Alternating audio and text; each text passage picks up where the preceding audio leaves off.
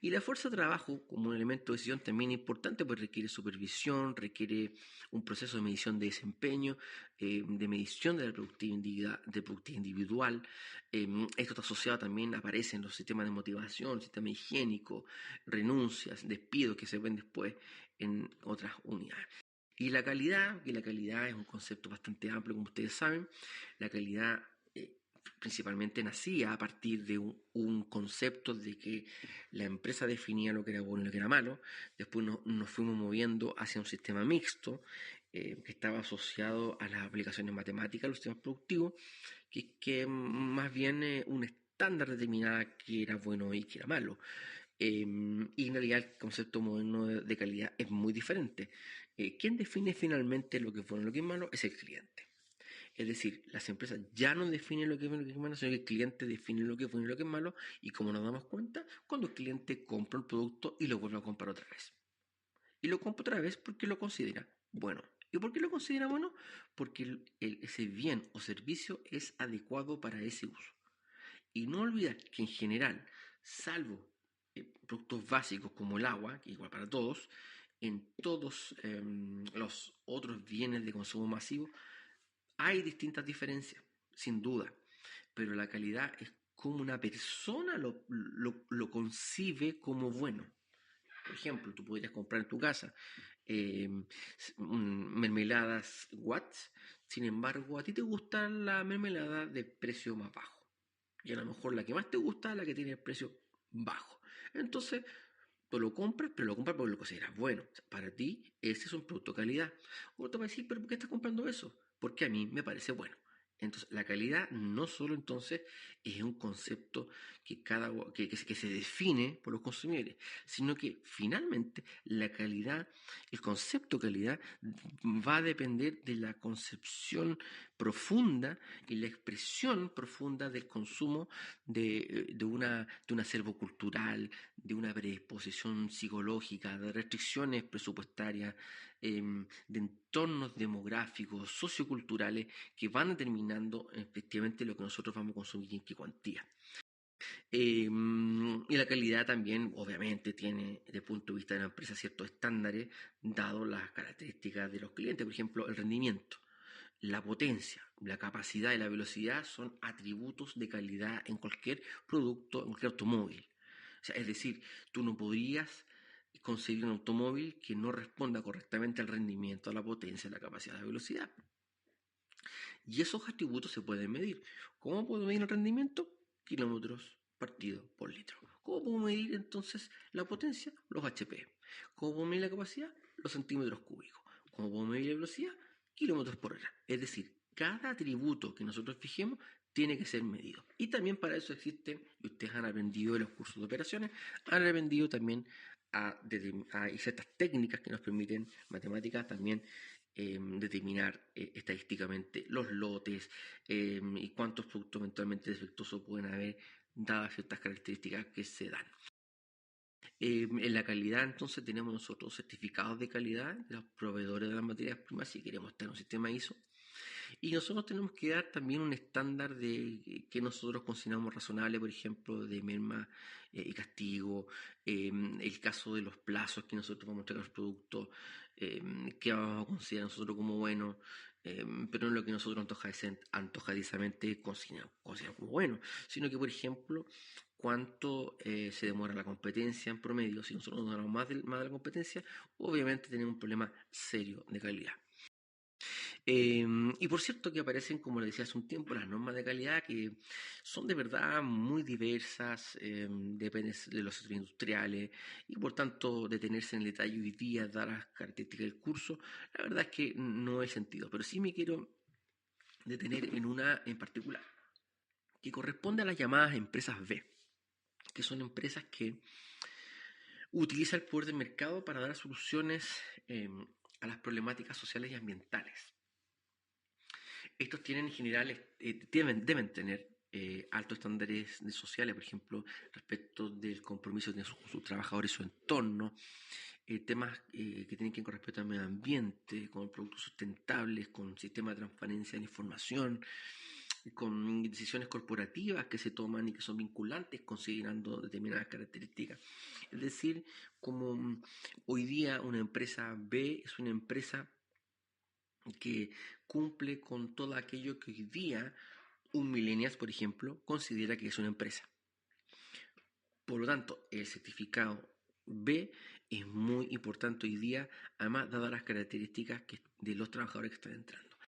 Pero la calidad yo la puedo medir y hay sistemas para ello. Pero aquí no nos vamos a tener mucho, sino simplemente vamos a contar que hay dos grandes sistemas y dentro de eso hay varios subsistemas.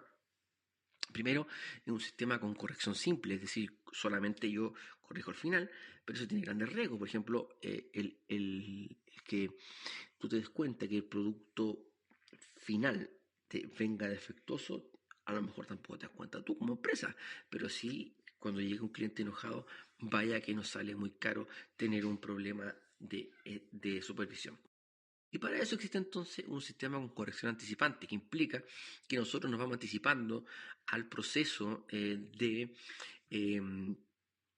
de un proceso que es proactivo, que busca en todas sus etapas, en los puntos críticos, si existen o no desviaciones. ¿Y por qué llamo punto crítico? Porque si controlamos todo en todas partes, la verdad es que el control, además de caro, va a ser de punto de vista ineficiente, porque generalmente y requiere que la producción en esos momentos tenga un cierto alivio en la capacidad productiva. Entonces, los puntos críticos los podemos definir de muchas formas. El libro, la verdad es que los define muy técnico, pero a veces un poco confuso. Un punto crítico lo podemos reconocer de dos maneras. Una variable que tiene poco peso relativo, pero esa variable puede generar un problema mayor. Es decir, una acción, una circunstancia que se da una entre un millón, pero que tiene alto impacto, ese es un punto crítico. Y otro punto crítico, y mucho más fácil de reconocer, son aquellos en los cuales, por ejemplo, hay una probabilidad de error muy alta. Por ejemplo, si hablamos de la construcción de un mueble, obviamente el armado es uno de los elementos más críticos que existen. Y ya que hemos resuelto todos estos problemas, llegamos rápidamente a recursos humanos. Y en recursos humanos vamos a encontrar ahora una serie de denominaciones a los departamentos de recursos humanos. Está el clásico nombre personal, todavía existe. Recursos humanos. Y también existen otros sistemas, por ejemplo, la unidad de felicidad. Pero son concepciones distintas de lo que nosotros entendemos por cuidado y apoyo a los trabajadores de la compañía. Por lo tanto, esto es importante tenerlo con mucha claridad. Por ejemplo, hay ciertos directores de recursos humanos que son ingenieros comerciales, auditores, que tienen el foco puesto en el proceso, porque probablemente tiene un desorden en la forma en la cual, por ejemplo, solo da por una idea, en la cual se da el pago de remuneraciones. En otras organizaciones, por ejemplo, hay psicólogos, en fin. Este es un área donde conviven mucho los ingenieros comerciales y los psicólogos. Ahora, cuando nosotros hablamos de recursos humanos, necesariamente nos tenemos que preguntar, bueno, pero ¿cómo va a estar estructurada la empresa? Entonces ahí aparece la departamentalización con todas una de sus características que ustedes vieron en los cursos generales y para lo cual también hay un apunte de repaso. Entonces, recursos humanos, al igual que todas las áreas, tiene un proceso.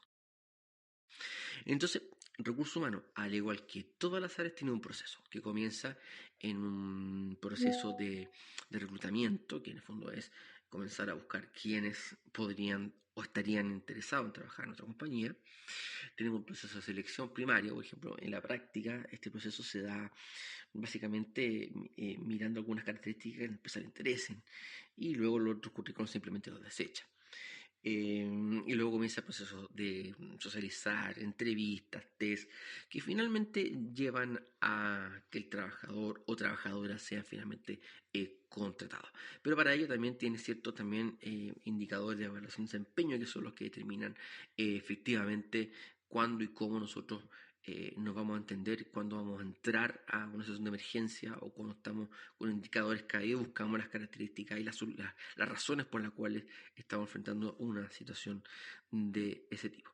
Sin embargo, también es importante decir que hoy día con las plataformas donde se encuentra quien ofrece trabajo y quien lo necesita, por ejemplo, Laborum, Trabajando, entre otras, son plataformas que permiten justamente encontrar rápidamente ese perfil y posteriormente comienzan las etapas finales, pero básicamente esto se podría resolver de manera muy rápida a través de, por ejemplo, LinkedIn, que es uno que se me olvidó hace un rato llamar.